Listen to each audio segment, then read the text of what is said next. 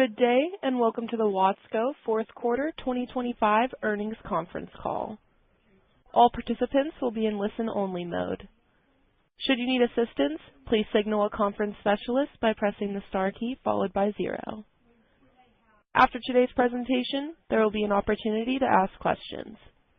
To ask a question, you may press star then 1 on a touch-tone phone. To withdraw your question, please press star then 2. Please note this event is being recorded. I would now like to turn the call over to Albert Nahmad. Please go ahead. Good morning, everyone. Welcome to our fourth quarter earnings call. This is Al Nahmad, Chairman and CEO. And with me is A.J. Nahmad, President, Paul Johnston, Barry Logan, and Rick Gomez. Before we start, our cautionary statement as always.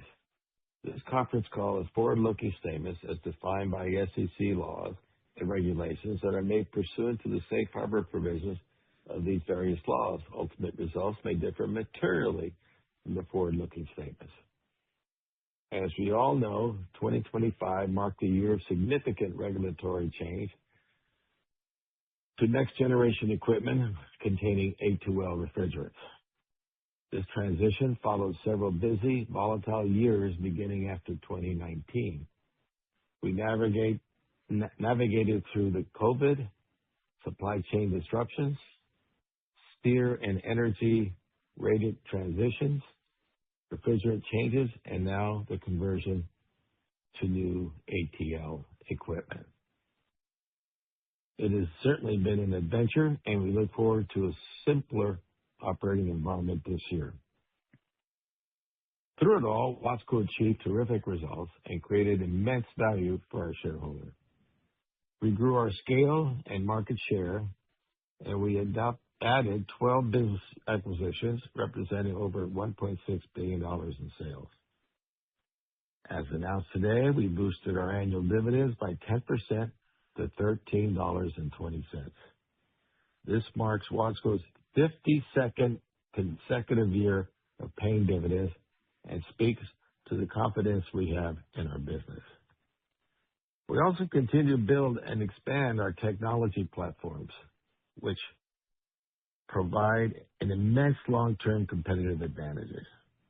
We believe we operate in a great industry with strong long-term fundamentals and the industry's most accomplished leadership team, all with focus of building our long-term success. Building on our long-term success. Turning to our fourth quarter results. We achieved double-digit pricing gains on the new A2L products and raised gross margins by 40 basis points to 27.1%. We have several ongoing initiatives to enhance gross margins with the long-term goal of achieving 30%. Unit volumes declined during the quarter, which does not come as a surprise given the strong 20% comparison unit growth rate last year. Let me repeat that. Unit volumes declined during the quarter, which does not come as a surprise given that last year unit growth had a 20% growth rate. Operating efficiency improved as SG&A dropped 2%, and this included newly acquired and open new locations. I expect overall sales performance and operating efficiency to improve now that A2L product transition is largely behind us. We continue to fortify our balance sheet, and we were debt-free for the entirety of 2025. We also met our $500 million inventory reduction goal established at the end of the second quarter and generated record fourth quarter cash flow of $400 million. Looking forward, we are focused on improving inventory turns and generating incremental cash flow. We expect markets to gradually improve as the transition matures the balance of this year. We continue to invest in innovation and technology that separate us from competitors. We have made terrific progress in driving adoption. E-commerce continues to grow and accounts for 35% of sales and exceeds 60% in certain U.S. markets. This year, contractors' engagement with our mobile app expanded 15% to 73,000 users. The annual run rate of sales through OnCall Air, which is our digital selling platforms used by contractors, saw a 20% increase in gross merchandise value of products sold through the platform and reached $1.8 billion for the year. We've also made incremental investments to enhance our competitive position and add to our long-term growth and margin profile. For example, we are developing new technology aimed at capturing more sales to institutional customers. We are accelerating the use of our pricing optimization tools to make the further progress toward our 30% plus gross margin target. We have launched a new initiative to compete and grow sales in the fragmented non-equipment market. It's parts and supplies we're talking about, which today is roughly only 30% of our sales. And we have begun to harness the power of artificial intelligence, offering the potential to further transform our customer experience, improve operating efficiency, and create new data-driven growth strategies. These investments, along with our scale, entrepreneurial culture, and capacity to invest, are unmatched in our industry. With that, let's turn to Q&A.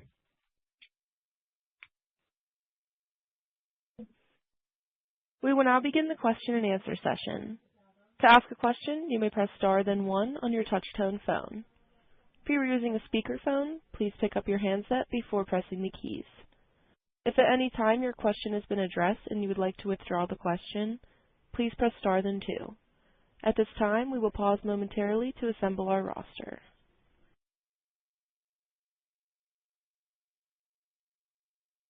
Our first question comes from David Manthey with Baird.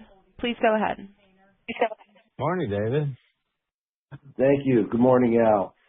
The first question on the pricing dynamic, obviously with the mix shift that happened materially last year, we had a big increase in the price of units. I think there's been some hesitancy on the part of OEMs when they're talking about 2026 and price increases and maybe not getting the typical increase. But beyond that, I think last year there was also some commentary around some of the contractors maybe not feeling comfortable with the new product, et cetera. And the broad question here, Al, is as we enter 2026, do you feel like we're in a year of sort of normalization and that the channel is prepared to sell this new technology completely as opposed to last year where there was sort of this hesitancy around the transition? That's a terrific question. I'm going to let several people here answer that. Do you want to start, Barry? Sure. Morning, David. Yeah, well, first, it is the product line is in place. There aren't two product lines in place. There's one set of pricing for our customers, not two sets of pricing. So I won't belabor that point other than saying it's a much more stable channel this year than really, as we said in the press release, almost at any time over the last probably 4 or 5 years. Secondly, I think contractors, when they have one thing to sell, are going to be better at it and more likely to sell product. If we try to evaluate just the overall trend of things and where the year ended and try to sift through the unit decline in 2025 and parse it out and say, where are we now? We feel better about it. First, new construction had, an impact into that 17%. By the way, overall 17% unit decline in 2025, just to level set the conversation. New construction, had an impact on that percentage.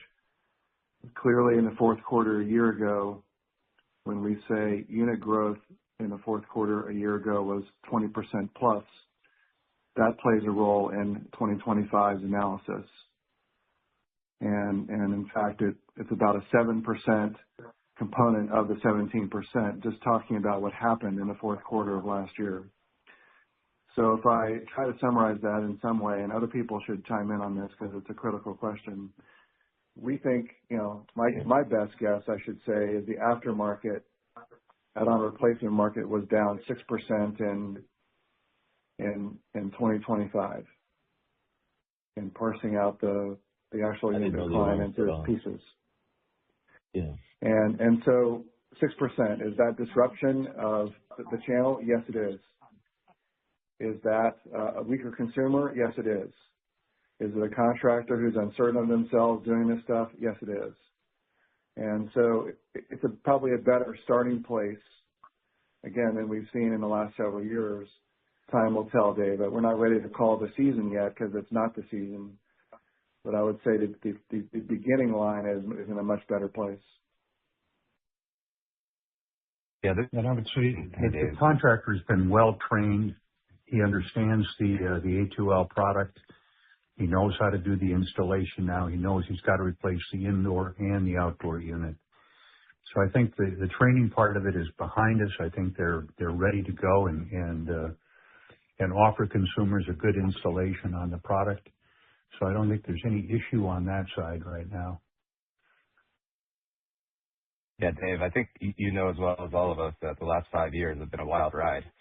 There's been macroeconomic issues, there's been geopolitical issues, there's been industry-specific stuff, there's been wild supply and demand dynamics, there's been regulatory changes, et cetera, and you used the word normalization. That's what we're hoping and expecting. And obviously we can't control the macroeconomic or geopolitical, but it doesn't seem like the industry has anything teed up to the extent certainly that it did over the last 5 years. I mean, the regulatory changes are behind us. Hopefully there won't be another shortage. Refrigerant canisters, I mean, that kind of thing is behind us. So we don't have a crystal ball, but we certainly like this starting point more than we do others over the last years. And no matter what, though, our job is to grow and to make inroads with our customers and in this industry and control what we can control and that we should be investing. And that's what we're focused on, is finding ways to win given this environment or any environment. Way with a balance sheet as clean as ours, we feel very limited. And Dave, you mentioned pricing in the face of all this. And a year ago, when we commented on pricing, we thought that the new product would end up being 8 to 10% higher in price. Our price benefit in 25 for the year was 9%. For the fourth quarter, 11%. And so pricing as just a general theme, and it's of course it's the mix of the new products that's accounting for most of that. That's been a very stable part of our business, and the margin opportunity that flows from that has been yielded in a good result this year. And that maturity didn't stop January 1 this year. It continues into 2026 as the full maturity of the new products algebraically play out. So I think pricing and margin and discipline and industry discipline and OEM channel partner discipline across the board has been pretty consistent and good this year. I don't think that changes or stops. I just think maybe the yield is lower just as things become more normal. But price in general has been a good theme for a while now. All right. Thanks for all that context. I'll pass it on. Our next question comes from Tommy Ma with Stephens. Please go ahead. Morning, Tom. Morning, Al. Thanks for taking my questions. Sure. I want to start on the dividend increase you announced today, another 10% increase. This has been a key part of the Watsco story for a long, long time now, over 50 years, I think you called out. My question is, if we just look at what was announced today, the annualized rate is a little bit above the earnings you just generated in 2025, so the LTM period. Granted, that was an abnormal year, but I don't know if you've ever been in this situation before, where the outlook for the dividend exceeds that earnings rate. From a cash flow standpoint, clearly you can do it without breaking a sweat. But I just wanted to ask, what's the message here on the confidence on the earnings line going forward? Thank you. That's a very good question, and I'm going to go to my number one advisor on dividends, which is Barry Logan. Hey, good morning. Well, I think 2020, by the way, is the last year where that kind of ratio, if you will, earnings per share to dividend was near 100%. And I would like for what happened after 2020 to occur again to relax people on that theory. Because the dividend was $7.10, and earnings per share was $7 in 2020. So yeah, I think it is a track record that's important and somewhat sacred to us, and a consistency that means you should own Watsco forever. So that's the pretense of what a board discusses and sustaining that. And you're right, cash flow is actually how the dividend is paid. And cash flow is probably closer to $16, $18 a share today. That's the pool of capital that we look at to say, can and how much and when, and we're satisfied with that concept. And I like that Watsco was not just debt-free at December 31st. In fact, we didn't borrow a penny every day of 2025. And we're looking for acquisitions. We're looking for investment. We're looking for what our imagination can do with OEMs to grow our business. At the same time, the dividend is a critical theme, and we're going to raise it if we feel comfortable, and we do. So let's hope earnings, is a reset following this past year. Time will tell. We're comfortable with cash flow, and keep the track record and that important part of the Watsco story going. Thank you, Barry. You mentioned OEMs, and for my follow-up question, I wanted to hit that theme. If we look back at what Carrier communicated to the market regarding their 2026 outlook for resi, they're calling for industry unit volumes down 10 to 15%. They're calling for their own residential sales down 20% in the first half of the year. What are we to make of how to translate those kind of comments to what you might expect? Are these reasonable proxies for Watsco, or are there some differences that you want to call out today? Thank you. Go ahead, Barry. Yeah, I think, well, first, there's always and forever a disparity in the timing of OEM, seasonality versus distributor and contractor seasonality. And that's even been more amplified or magnified by the 410A conversion, which started this time last year for us, but had already begun 3 months before for the OEM. So that the channel has not been a easy thing to analyze at any time. I think, if my memory is right, Carrier's unit volumes were down in the 40% range this past quarter. If you look at our math, it's somewhere down in the 20s, mid-20s, and a year ago we were up 20. So it's just a different. It's not simple to analyze when there's that type of variation in the spectrum. But I think if I look forward, two things I know is we will sell the exact number of systems that contractors are going to install in people's homes or businesses. We're not selling into inventory. We're not waiting for inventory to clear. We're not wondering if inventory is going to clear. Our business is selling into the contractor channel in real time based on what's being installed.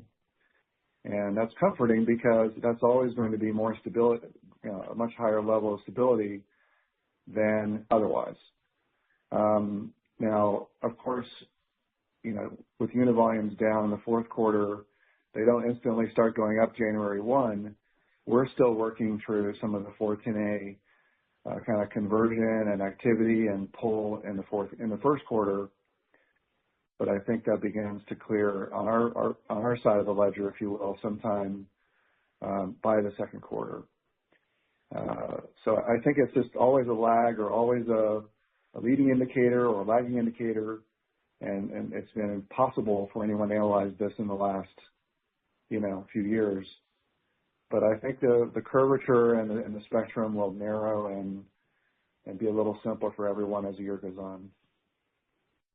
And Tommy, I'll add some color too, which is not data driven, but it's culture driven and focus driven, which is, and this is what we're talking about internally with our leadership teams, is over the last 10, 15 years, I think it's safe to say a good job of modernizing its people, its teams, its systems, its process, its technology.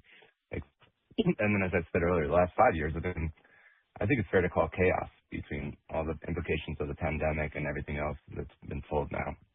So here we are in these days where we're hopefully reaching some level of normalization. And so what is our priority? It's sales. It's take all this new skill and muscle and capabilities that we have as a company and focus on taking it to the street, driving more customer relationships, driving more sales and more products, and winning in the marketplace. That's our focus. That's where 90% of our conversations are about right now. And so in this new environment, whatever it may bring, that's where our priority is sales. Thank you both. Yeah, I would say, just to put up to completely exhaust that,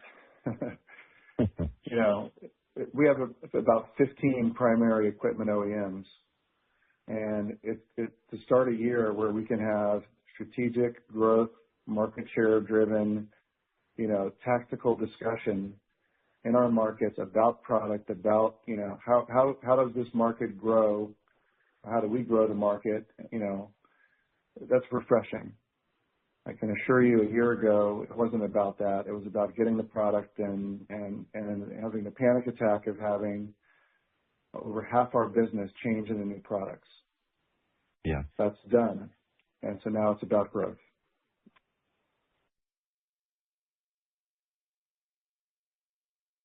I hope that was helpful. Our next question comes from Ryan Merkel with William Blair. Please go ahead. Hi, guys. This is Mike Francis on for Ryan. How are you doing? Yeah. Great. I wanted to start just asking how January and February are going to date. There's still some softness on the compare side of things. We'd just love to see how the year's how the year's starting off. Well, Barry, you're my go-to guy so far. All right. I can answer that, but I'd rather you answer it. Yeah, it's down in the mid-single digit range, so it's better than, if I want to feel better, I don't feel good, but I feel better. It's down 5% or so in the first part of the year, and that's what it is, right? Clearly, there's very clearly some severe weather that closed some stores that, for now, I'll believe it could have been a bit better than that, but it's still not indicative or an inference into the season. Watsco becomes a 40% larger business in about 90 days when the summer season hits. So that's the data, but I wouldn't try to draw important inference out of it. Okay. And then SG&A, nice job on that in 4Q. Is down 2% for the next couple of quarters a good assumption, or are there any sort of puts and takes that would swing that higher or lower?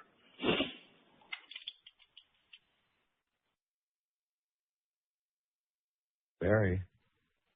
Yeah, I think it's progress, right? So a lot of reduction activities and really taking action happened during the fourth quarter. It didn't start October 1. It was throughout the quarter. So I think there's an opportunity for further reduction, especially out of season. As we get into season, we'll calibrate what we think we need and what we should have and serve customers the proper way and calibrate our SG&A then. But I do think some of our growth investments, new branches, new technology, investments we are making can largely be offset by some of the reductions that are in place. So time will tell. What can make it go up would be variable expenses like commissions, bonuses, that would be driven by volume. I want SG&A to be higher as a result of that discussion because earnings would be a multiplier against that type of growth. But in terms of calibrating and starting the year, I think we're in a lower place than a year ago. And again, we'll recalibrate that as we get closer to the season and see. All right. I appreciate it. I'll just add a little color there too. I mean, our business unit leaders did a good job right-sizing the business for the current market environment. And we hope and expect, and they are certainly planning using technology and so forth to drive efficiencies for now and forever. We are a continuous improvement business. But like Barry says, we're not going to be shy to invest where we see growth opportunities. All right. Passing on. Thanks, guys. Our next question comes from Brett Lindsey with Mizzou. Please go ahead. Morning, Brett. Hey, good morning, all. Wanted to come back to gross profit margins, so up 40 bips in the quarter. For the full year, I was hoping maybe you could give us some of the building blocks to get to the 28. How much was the pricing optimization versus maybe mix on parts versus equipment? And then do you think this 28% is the new bouncing off point as we look into 2026 here on gross margins? Hey, Brett, it's Rick. Go ahead, Rick. I can take a stab at that. Yeah, I think first of all, the importance of margin, I think, really shows over the course of a year. And so you're right that, we should focus on that as being the starting point for what comes next. It's not a floor. It's not we're not saying that 28 is the new 27. We're saying we've done good at many things over the course of a year to help improve margins. Yes, OEM price increases springtime last year helped. Yes, we made more progress on all the pricing technology. We're very excited about it because it's not yet touching every customer, every branch, every SKU. There's still more to go there. And then the third component that I think is exciting is we talked at our Investor Day about a new initiative that we're affectionately calling VCR, and that has to do with getting smarter, more strategic about purchasing within the non-equipment space, and not just purchasing really, but how we bring it in and how we redistribute it across our network. We think that's ultimately margin enhancing at the end of the day, and that initiative is early days, but good progress so far. So I think the controllables of margin that are within our portfolio, let's say, we feel relatively good about. And if this is a year where you could have, conventional OEM pricing, I think that also is favorable to margin.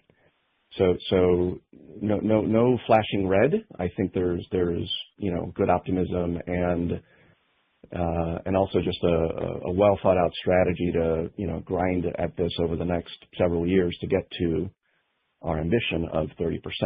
We don't want to swing for the fences on this.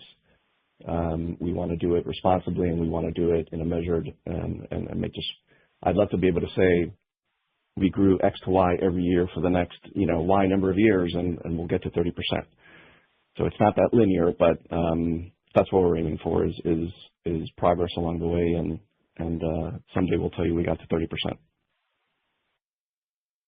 And then the goal will be over 30%. Yep. No, appreciate that. And then maybe just follow up on inventory and more Watsco inventory. From an equipment standpoint, where do you think you guys are on units as you enter 2026 and exit last year? From a positioning standpoint, do you think there's more right sizing that needs to take place, or you think you're in pretty good shape? Well, there's always going to be right sizing taking place in our inventory. there are things that we need to do to further improve the quality of our inventory, which we're constantly working with our subsidiaries on. However, when you look at the number of, if you just take residential units, ended the year down. Dollars ended up, pretty close to what they were last year. At this point, I would say our inventory is in great shape compared to where it was a year ago. A year ago, we were in the transition period, and now we're out of the transition period. We're pretty much through with the 410. We've got some left that needs to be moved, but I think overall our inventory is in a great position right now to face the market. And Paul, wouldn't you say also that our OEM's in a nice position with getting through all the noise of the regulatory changes and so forth and getting back to some level of normalization in terms of lead times and et cetera. And I think that provides a good base on top of which we can further optimize our turns and be a more efficient business in that regard. Yeah. Did you guys hear me? Yeah. Why don't you tell them tell everyone what our dream plan goal is in terms of inventory turns and where we are now, where we like to be. Our dream plan, which is very well acclimated amongst our business units, is to get to a total of 5 turns. We used to operate pre-pandemic around 4. That dropped into the low 3s, given all the noise, and we're going to climb up that ladder. And when we do that, you guys can do the math for every turn of inventory, what that means in terms of free cash flow, which can then be used to reinvest in the business. Appreciate all the detail. Just to add one analytical thought to it. Units are down double digits at the end of this year. Equipment units are down double digits, so that's okay. That's where the progress we've made. But if you look at it analytically, I think in the ending inventory now is around 18-19% of the prior 12-month sales. Just use that as an index. And if you looked at 10 years, that's the average. So I think that the beginning point is a good beginning point. Where the turns come is trying to not spike inventory, as we go through the year, work with our OEMs, count on lead times, have dependable lead times, replenish to what we're selling, and then you have a much, simpler curve you're managing throughout the year for inventory. And it may take a year or two to have that full confidence in lead times and dependability of lead times. But that's what we're up to, and that's how it can happen. It won't happen in one quarter all at once, but over the next couple of years, as the simplicity is now in place, that's the big opportunity. Thank you. Our next question comes from Jeff Hammond with KeyBanc Capital Markets. Please go ahead. Hey, good morning, guys. Just back on gross margins. So I understand that the 30% target and continue to drive for that. But, it seemed like the second half you were kind of getting back down to kind of low 27s, and you had some maybe temporary goodness in the first half. So I'm just trying to level set, if we take out that maybe pricing arbitrage in 1Q, 2Q, are we looking at, gross margins flat, down 50 basis points, or just, level set us a little more, given that benefit last year? Well, the reason that you see that variation in GPM is the seasonality of the business and the product mix that goes along with that seasonality. Anybody else want to add something to that? Yeah, Rick, why don't you fill in some? You and I had a good chat earlier. Yeah, I think that what Al just said is correct, Jeff. You have to look at this firstly on a seasonal basis, which is my preference for then looking at the overall year to smooth that out. And 28% is great progress versus last year. If your question is, did the OEM price increases earlier in the year distort that in some way that would be a headwind going forward? The answer is not really. if that round of springtime OEM price increases amounted to mid-single digits, that's been exactly what's been announced so far, coming in a little bit later in the season. So nothing that I think would distort or that we need to tell you about as a watch item on gross margin. Fundamentally, what drives gross margin, because remember the pricing and inflation and all of that is not something we control, and that's really a function of timing at the end of the day. What really derives a gross margin is the transactional margin at which we sell to customers, 130,000 of them out in the field in 700 locations. That'll be, over a longer period of time, the more important ingredient to whether we can sustain and grow gross margins. And as I said earlier, I think there's optimism and upward bias to that because that technology is still proliferating and still scaling as we go.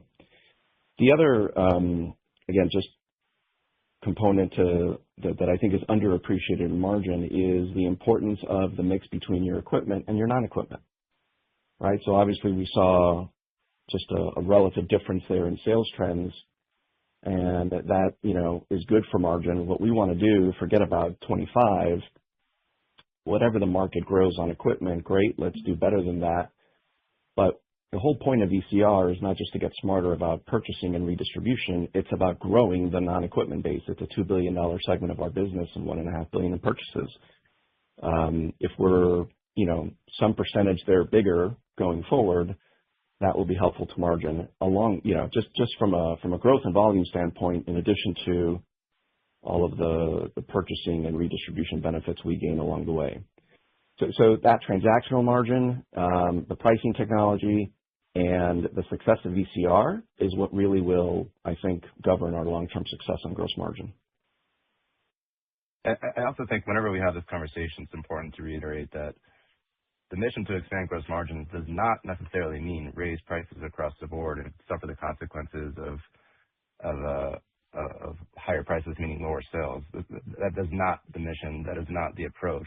The approach is to match the right price for the right products for the right customer, given that market's dynamics and that product's dynamics and that customer's purchasing behavior with us.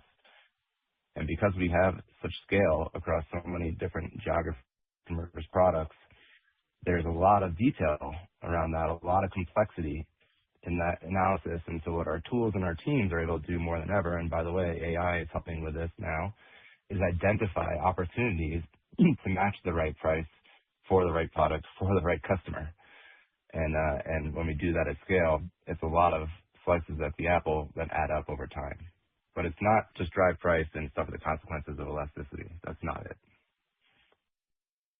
Okay, great. And then, Barry, maybe you can give 4Q what international and commercial was, and then just speak to, what trends you're seeing or what the outlook is. Those, I think international was particularly challenging last year, and maybe, commercial started the year better and then softened, but maybe just update us. I mean, commercial was for the quarter, Jeff, is that what you asked? Yeah, commercial for the product was down single digits, high single digits, and obviously no giant influence there the way that residential was influenced by the 410A change.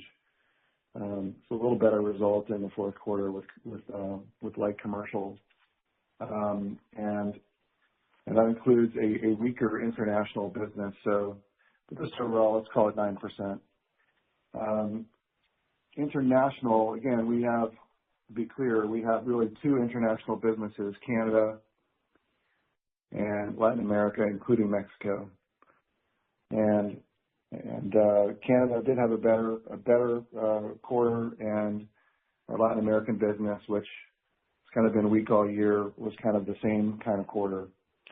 The planning, the programming for next year is better in both markets. But again, we said the word geopolitical earlier in the call. Those were two markets that certainly had some influence with geopolitical issues and tariffs and the like. But not necessarily much better, but certainly not worse. as we close out this year. Okay, thanks.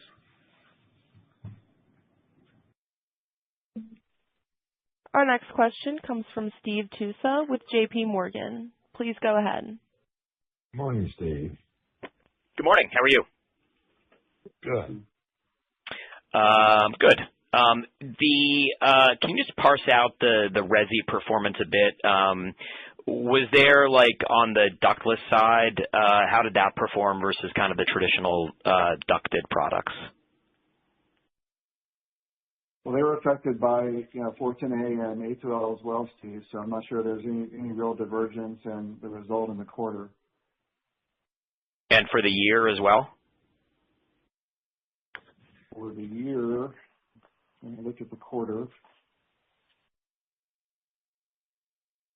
For the year, kind of as it should, ductless has been outgrowing. No, I'm sorry. No. So it's exactly the same. Yeah. Okay. The decline in ductless is identical. Yeah. And as far as the parts and the repairs and things like that, was there any sort of like trade down in that channel that you're seeing at all? I mean, we're just trying to kind of gauge what the appetite is from an inflationary perspective from your customers, really across a range of products, not just the boxes. Was there any sign of like a trade down on that front at all? Well, if you look at like more price sensitivity, from the contractor and not just on the box side. I don't think there was price sensitivity. I think, if you look at the, compressors and motors really represent the bulk of our part sales, not our supply sales, but our part sales. And if you look at that, overall, they're up for the year. Sales are up double digit. But for the quarter, they were actually flat to down. It only represents the fourth quarter only represents about 18% of the annual sales of parts business. So it's not a significant quarter. Okay. And then just one final one. I'm not sure anybody asked, but the kind of prevailing consensus from your OEMs or from the OEMs out there is for them a down unit market so far. Again, like that may be conservatism. What is your market call kind of for this year for the industry? I think Trane's down 0 to 5, Lennox down 0 to 5, and then Carrier put out like a down 15 or something like that, or down to 10 to 15. What is kind of your call on sell through volumes this year? Are we just kind of like starting it flat, or do you think it can grow? Well, that's like the most difficult crystal ball question of all, Steve. And I've never answered it in normal years in February. Steve, do you have the answer? No, we know the answer. We're just not going to tell you. Right. Yeah. All right. Well, I guess I had to ask. Thanks a lot for all the details. We'll be very, have better information in 90 days. Like I want to take one of those like 8 balls. Remember the 8 balls when you're a kid and you shake it and it gives you an answer? It's too early to tell. If I shake the 8 ball, it's going to say too early to tell. Well, I've got a broken clock in my room, and it's right, twice a day. So that's what I'm shooting for. Right. Thanks, guys. But again, I'll just say this, just to have a little bit of fun with this. I wanted to understand our data, not Hardy data, not OEM data, not HRI data, our data. So I went back to 2018. So how many units did we sell in the United States? I compounded that at 3% through 25. I added up the numbers and said we should have sold X number of units. And then I glanced over and I used 3% compounding, which is less than the 20, 30-year long-term average unit growth rate in this industry. I used 3% just to pick a number. That was more conservative than that, the long-term average. So then I said, how many units did we sell the last 8 years? And it's within 1%, if not 0.5% of the linear compounding at 3% for 8 years. Now, it took this year's unit decline of 17% for that algebra to come in line. It took the correction of this year for the data to work, where the beginning point seems where it should be. But then if I, say the rest of the sentence, I have no idea if it's right. But intellectually, I feel a lot better looking at our data and that kind of projection. I don't feel intellectually worse. I feel better. Right. So it's normal. So you're at kind of a normal. You're at a normal level is the point. Yeah, and normal meaning that if there was an oversold market in our markets coming into 25, this year's correction helps that equation for sure. There are other variables than just the ones I'm thinking of, but I would say I don't like the word normal. I think it's a more conventional starting place this year than after this past year's correction. The data suggests that, but we don't know it until we see it play out. And so you're making it. Yeah, go ahead. Sorry. Say, Steve. Yeah, which is it feels more normal. I'm not sure it actually is normal yet, but it is. It does feel more normal. And again, the balance of the season will kind of tell us if that theory holds or not. And sorry, one more for you on this front. Do you finally kind of have visibility into like what the actual number for pre-buy you think in the industry was? Is that what you're saying? Basically, it's like 7%, or less than that. Like what are you looking back? What do you now think the pre-buy was last year? Yeah, well, it's not. No one pre-bought them. We sold them and they installed them. Right. For you guys, right? Right. So last year in the fourth quarter, our guess is we sold 410A systems as we closed out the year. 20% unit growth was the metric that we gave you this quarter. That happened a year ago, and if we do the algebra and saying what would have been normal a year ago and project that into this year as a 7% change in the actual unit change of 17%. Got it. Okay. All right. Thank you very much. So sorry, I can't help myself here. I have to make a cultural point, which I think we do every quarter, which is that these are the right questions and it's good conversation. But what we're here for is not Q1 or Q2 or even 2026. Our North Star, our guiding light is long term. So, we certainly do our best each quarter, each day, each month, each year. But our decision making, our investments, our leadership philosophy is all about the long term. We will never sacrifice the long term for some short term benefit. So just know that that's at the core of Watsco's culture. Loud and clear. Amen. Well said, Mr. President. All right, are we done? Our next question comes from Chris Snyder with Morgan Stanley. Please go ahead. Thank you, guys.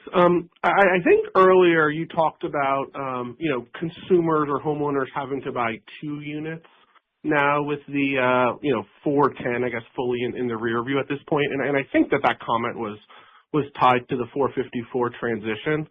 So I guess, I think the question is, I guess I understand that's would be positive for your volumes, selling the homeowner 2 units more so now than in the past for selling them 1. But do you also think it could just keep the homeowner in repair mode for longer? Because it feels like the replace bill in that example would be effectively doubled, and it would just be a wider delta versus the repair. And any way you can help me think through that? Thank you. Yeah. When we say 2 units, we mean you're going to have your outdoor unit, and then you're going to have to install a separate coil on the inside. The 454 and the 32A product that we sell that's powering these units now is slightly flammable, so it has to have a detector on the inside in the event of a leak, so that the gas is then dispersed by a blower fan switch that goes on in the coil. So there's not 2 units you have to buy. It's just you have to buy the entire system. You can't just replace the outdoor unit. Okay? And Chris, I think it's important definitionally, the AHI data that is published, those are the outdoor units that have a compressor in it. That's the definition of a unit in the industry is a compressor-bearing unit.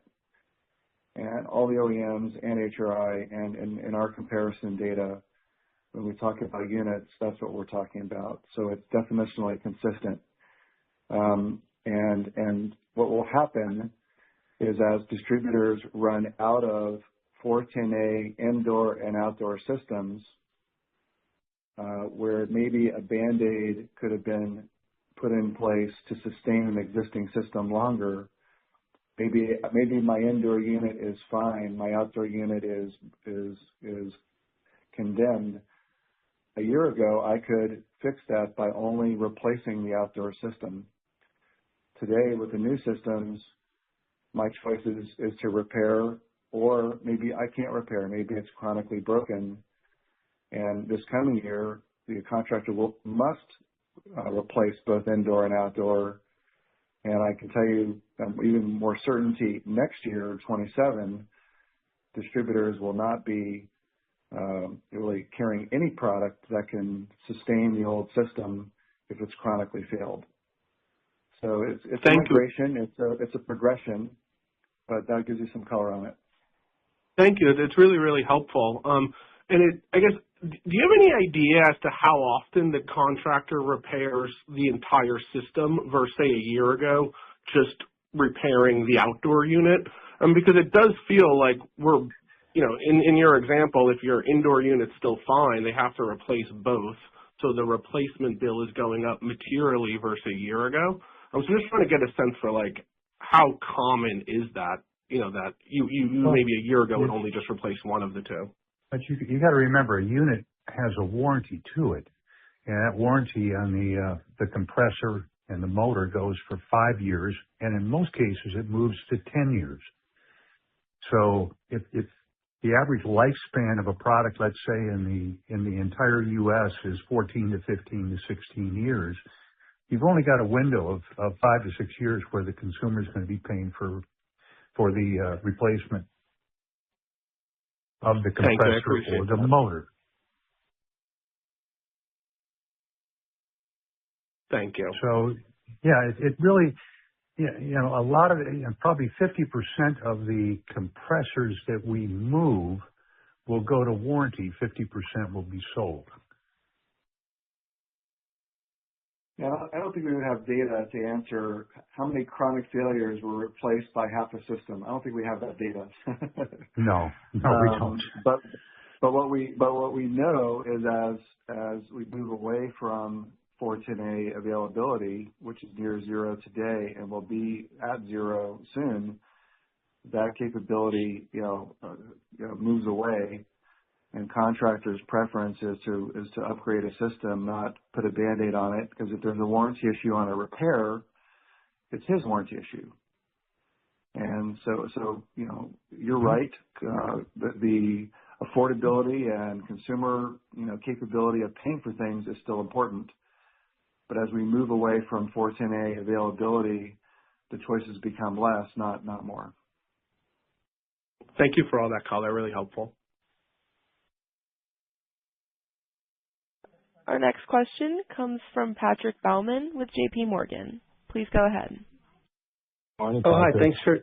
Good morning. Thanks for letting me sneak in here. Steve asked questions earlier, but I appreciate you letting me hop on. A quick one on the volume for the year, the 17%. Can you give us any information on the disparity you're seeing in some of your major ducted OEMs there? I'm really just trying to understand if you've seen volumes recover for the non-carrier vendors.